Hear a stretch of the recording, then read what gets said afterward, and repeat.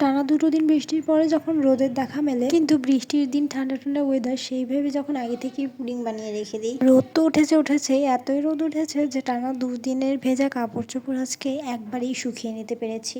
যদি রোদটা এত বেশি না উঠতো তাহলে হয়তো অনেক ভিজে ভিজে ভাব থেকে যেত। আসসালামু আলাইকুম এভরিওয়ান, সবাই কেমন আছেন? প্রথমেই বলি, গলার ভয়েস শুনে কেউ অবাক হয় না। আসলে টানা 2 দিন বৃষ্টির কারণে ভয়েসটা এরকমই হয়ে গেছে। যাই হোক, রোদ যেহেতু উঠেছে, সকাল সকালই কাপড় চোপড়গুলো বারান্দায় লেড়ে দিয়েছি। তারপর আসলাম গাছের কাছে। গাছের মধ্যে এত পানি জমেছিল যে পানি টানি পরিষ্কার করে রোদে একটু শুকাতে দিয়েছি, কারণ মরিচ গাছে বেশি পানি থাকলে ভালো হয় না। দেন বিছানা চাদরগুলো সব গুছিয়ে নিচ্ছিলাম। আজকে না, কালকে চেষ্টা করব চাদর খেতা সব কিছু ধুয়ে দেন তোষকটা একটু ছাদে নেড়ে দিতে।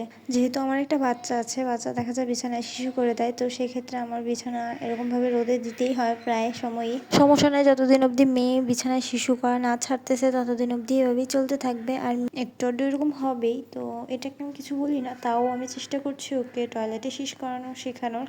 তো ও অলরেডি অনেকটাই শিখে গেছে, কিন্তু মাঝে মাঝে তাও বিছানায় শিশু করেই দেয়। কিন্তু এই নিয়ে কিছু বলি না, কারণ যেহেতু বাচ্চা মানুষ, একটা সময় আসে যাবে যখন কিনা ও সব কিছু নিজে থেকেই বুঝতে পারবে। ওকে আর কোনো কিছু বলে দিতে হবে না। দেন মেয়েকে নিয়ে খাওয়াইতে বসে গেলাম। আর ওকে খাওয়াইতে বসলে মানে একটা যুদ্ধ, ছোটোখাটো একটা যুদ্ধ করতে হয়।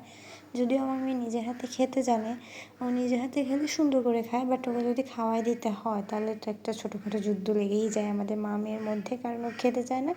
আর যদি নিজের হাতে খায় তাহলে তো ভালোই, কিন্তু সবসময় নিজের হাতে খেতেও চায় না, কারণ বাচ্চা মানুষদের মুড বলে কথা আছে। জানি না ভয়েস দিতে বসলেই কোথা থেকে গরু ছাগল হাঁস মুরগি কত কিছুর যে ডাক শোনা যায়। কালকে সারাদিন বৃষ্টি ছিল, সেজন্য পুডিং বানিয়েছিলাম। ভাবছিলাম ঠান্ডার ওয়েদারে খাবো, বাট আজকে তো রোদ উজ্জ্বল একটা দিন। যাই হোক, তারপর পুডিং কাট করে খেয়ে নিলাম। দেন একটু সয়াবিন রান্না করতে বসছি। তো সয়াবিনগুলোকে সিদ্ধ করে নিচ্ছিলাম, কারণ সয়াবিন এভাবেই রান্না করতে হয়। কার কার সয়াবিন কেমন লাগে বলবেন, আমার কিন্তু খুব ভালো লাগে।